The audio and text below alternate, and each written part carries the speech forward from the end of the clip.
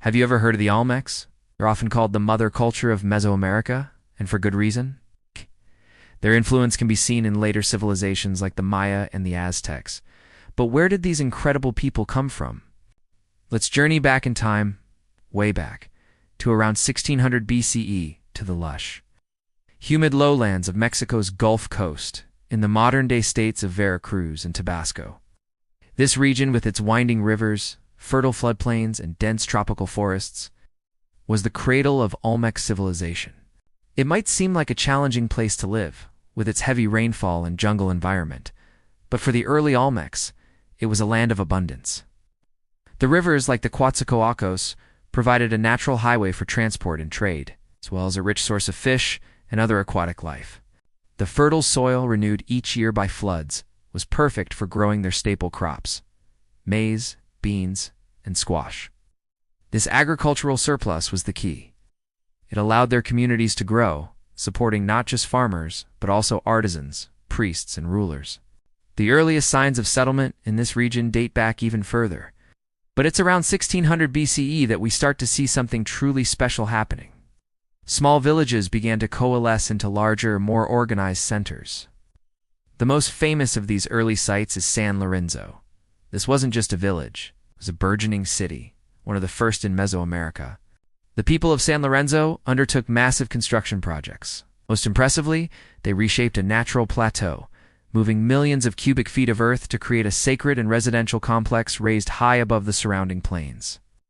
This tells us that their society was already highly organized. You don't move that much dirt without a plan and a lot of coordinated labor. This implies a social hierarchy, with leaders who could command a large workforce.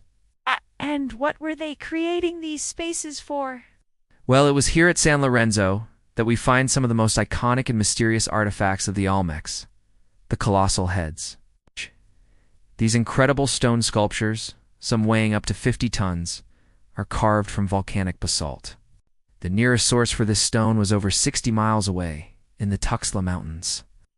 Just think about the effort required to quarry these massive boulders, transport them through dense jungle and across rivers, and then carve them with such incredible detail, all without metal tools or the wheel. It's an astonishing feat of engineering and artistry.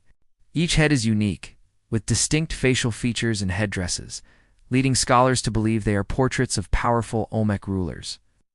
They are a testament to the power and authority these leaders held. Imagine seeing one of these massive faces for the first time, permanent godlike stare, gazing out from the heart of the city. It would have been a powerful symbol of the ruler's might and his connection to the divine. But the Olmec's ingenuity didn't stop at monumental sculpture. They were also master craftsmen in other materials. They worked jade, a stone they prized more than gold, into intricate figurines, masks, and ceremonial objects. These artifacts reveal so much about their beliefs. We see recurring motifs, like the were-jaguar, a hybrid human-jaguar figure that likely represented a powerful deity or spirit, perhaps related to rain, fertility, or the earth itself. This focus on animal and human hybrids suggests a complex cosmology, a belief system where the natural and supernatural worlds were deeply intertwined. Their influence spread far and wide. Olmec-style artifacts have been found hundreds of miles away from central Mexico to modern-day El Salvador. This suggests an extensive trade network. The Olmecs were likely trading their local resources, like rubber and cacao, for exotic materials like jade, obsidian, and serpentine from distant lands. This wasn't just about economics. It was a way of spreading their culture, their ideology, and their artistic style across Mesoamerica. They laid the groundwork for the interconnected world that would follow. So, when we talk about the origins of the Olmecs, we're not just talking about a group of people settling in one place. We're talking about the birth of a complex society. They developed sophisticated agriculture that could support a growing population. They created a political and social structure capable of organizing massive public works projects. They produced breathtaking art that served both political and religious purposes. And they established trade networks that connected a vast region.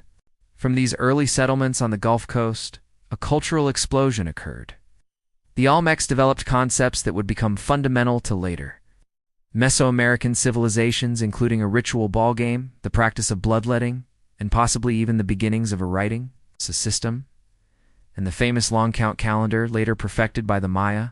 Although their great centers like San Lorenzo would eventually decline, and later sites like Levanta would rise, the legacy of these early Gulf Coast settlers was already cemented.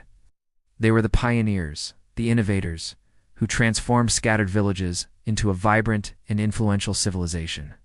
The story of the Olmecs is the story of Mesoamerica's beginning. A tale of human ingenuity and resilience in the heart of the jungle. Colossal heads may be silent, but they speak volumes about the power and sophistication of America's first great civilization. Thanks so much for watching.